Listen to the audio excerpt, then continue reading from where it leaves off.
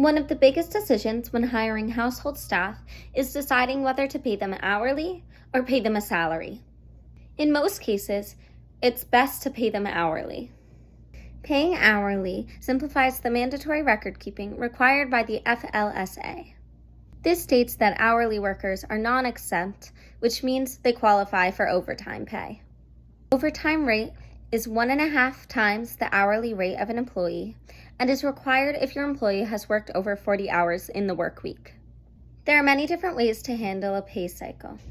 Most commonly, employers pay their nannies either on a weekly basis, meaning they get paid at the end of every week, or on a bi-weekly basis, meaning they get paid every other week. Some states, like New York, require their nannies to be paid on either a weekly or a weekly lag pay cycle. Guaranteed hours, which are a set number of hours that your nanny is guaranteed to be paid for in the work week, may seem similar to a salary, but it's not. A salary is a preset annual amount that will not change depending on how many hours there are in a work week. Guaranteed hours prevent nannies from being cut a certain number of hours during the work week that affect their weekly pay. However, if they work over a set number of hours, they will still qualify for overtime pay.